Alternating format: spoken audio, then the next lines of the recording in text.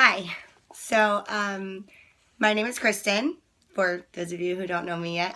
And as most of my friends already know, I have quit my job and I am going on a cross-country tour to see the entire country from East Coast back over down West Coast.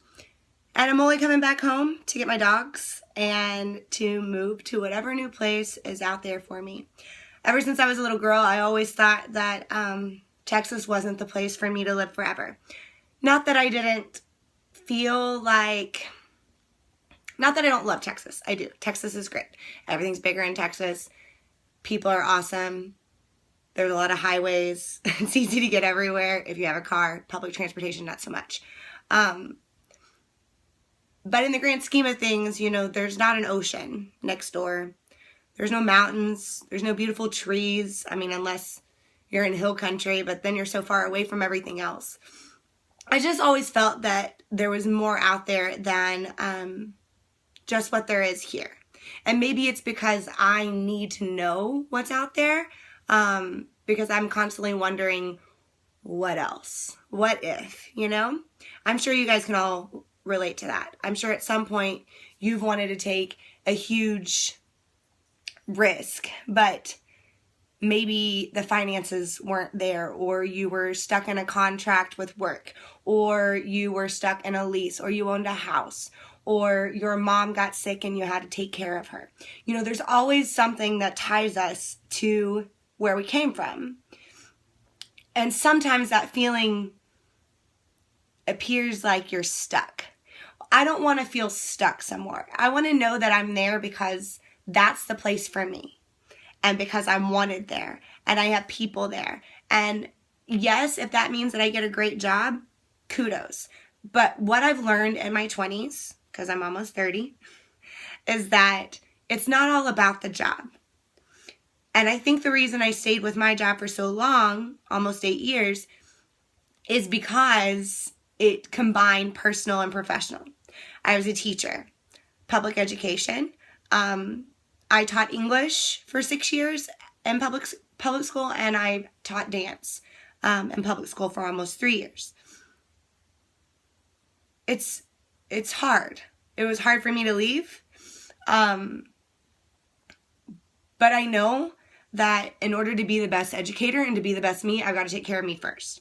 So, with that being said, this is my first video to kind of explain what's going on and how we're doing that. Like I said, I am almost 30, and it's not too late. You know, it's not too late to try and figure out where I want to be, and who I want around me, and what nature I want around me, and what favorite coffee shop I want to be my favorite coffee shop. And if that means I end up in Washington State, cool. I'm 90% positive I will relocate to Seattle. That's the place I've always gone, and felt like when I left that I was leaving home.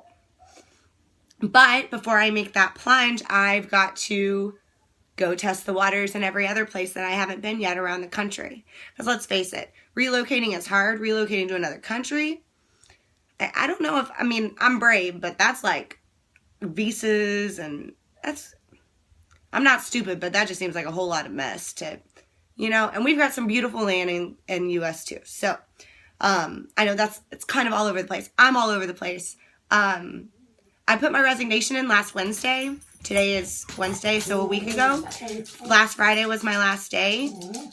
So in 4.5 days, I made the decision to tour the country.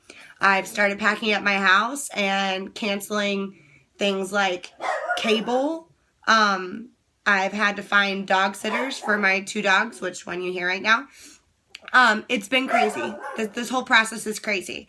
I'm sure from the outside looking in, I look like some psycho who just quit her job in the middle of the year. Well, why not?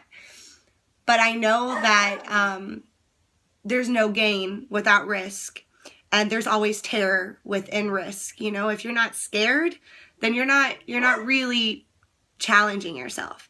I want to know that I've challenged myself and I've conquered and I came through. And that means I might fall on my face 17 times before I do succeed. And I'm old enough and wise enough to be okay with that. I'm okay with failure. I'm okay with risking everything to gain peace of mind. Even if that peace of mind is figuring out what city I want to spend the next 10 years in. So we're making a little documentary of this journey. And because I do have so many friends who have overwhelmed me with their amount of support, I realize that there might be other people out there who want to know more about this or live vicariously through the experience, because like I said, sometimes you have to take care of your mom, or maybe you've already had children, or it's just not financially in your cards. Cool. I'm doing this for all of us. I'm doing this for every person who's ever wanted to say, you know what? No, this isn't everything. This isn't all there is. There's got to be more, and I'm going to go find it for me. So, if you would like to continue being a part of this journey, YouTube, that's where we're going to start. We get little snips here and there. And then at the end, my plan is to write a compilation of stories throughout the event. I will be staying at campgrounds in a tent. I'll be using Couchsurf, which if you guys haven't heard about it, I've been a member since like 2010. I did it when I traveled across Europe several years back. It's great. Use it. I'm also going to utilize Airbnb, which I have not used yet, but great alternative. And of course, hostels. So if you can't pack your bags, watch me pack mine and be a part of the journey, because everyone needs something. And if you can't find your something, you will. Just keep trying. Don't stop trying. There's always something more.